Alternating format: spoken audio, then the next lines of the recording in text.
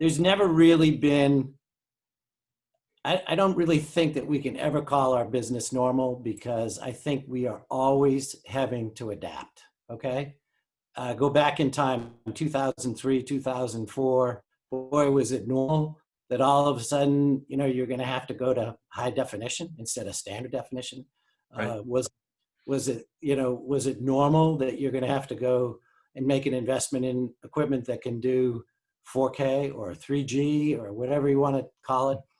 So, the stuff that we had to do very, very quickly for various clients, well, on the surface may not be normal. It is normal for us. It's normal for us to have to adapt. It's normal for us to be asked by Fox to say, look, we want to promote all of our EVS operators and our producer and director separate from the track for NASCAR. It's normal for us to have NBC take NASCAR and say, we're going to park the production trucks in Charlotte and then have a camera support truck and audio that will go to the various tracks. It's normal for us, for CBS to come and say, we really need to figure out a way that we don't have to travel our production staff. So Jason Taubman and his team invent GCV Anywhere. Over the space of, honestly, less than 6 weeks, inventing a product and then deploying it. And it's normal for us to have CBS come to us and say, by the way, we'd like to figure out a way that we can actually take about 10 of our announcers and have them work from home. So, I hate the term, the new normal. I hate it. So normal for us is be ready to adapt, be ready to change, and be ready to deliver smart and efficient solutions for our customers. And that's what we'll continue to do. Sure.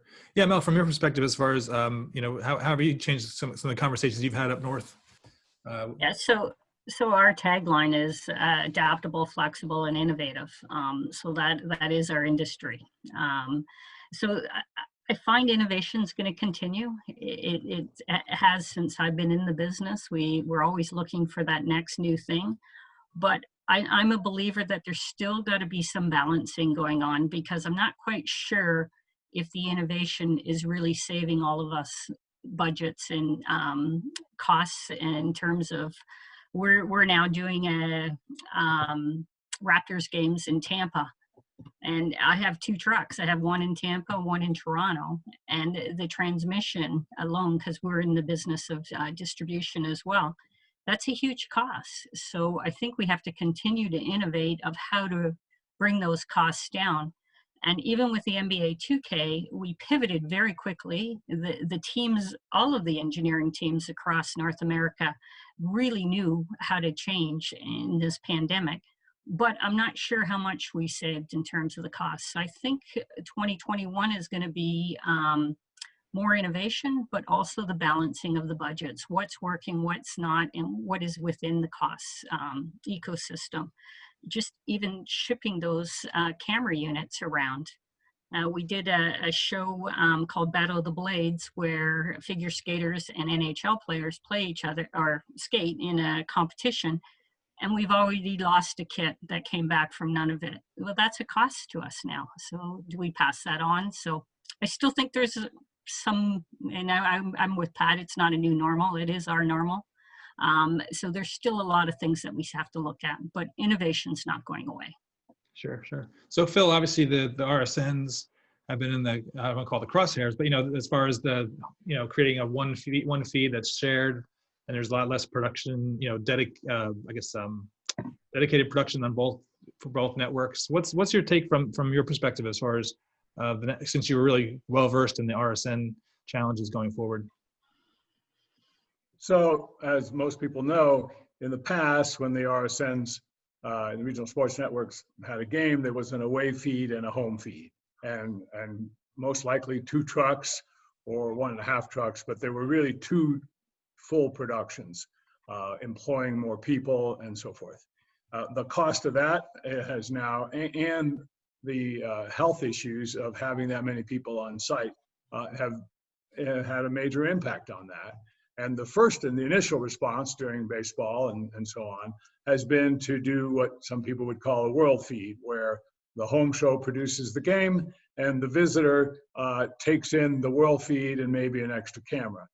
So that has, of course, a huge impact on our industry. As you know, they need less from us, but we need to look to the future, because it seems to me that most of the RSNs are going to want to build back their away games to something closer to what they had in the past. And so I believe that we're in an interim stage. What we don't know, and what makes it hard, is we don't know how long this interim stage is going to last. And do we delay our capital investments in new technology and new trucks, or what do we do? The uncertainty of it is very, very difficult. But for now, I think we've stabilized on the away show being a more modest production, and we'll have to see what the future brings, and stay in business as long as, for that. Again, the hard part is, do we start a new truck, or do we not? Do we buy more EVS, more cameras, and so forth? That uncertainty has a huge impact on those decisions. For sure.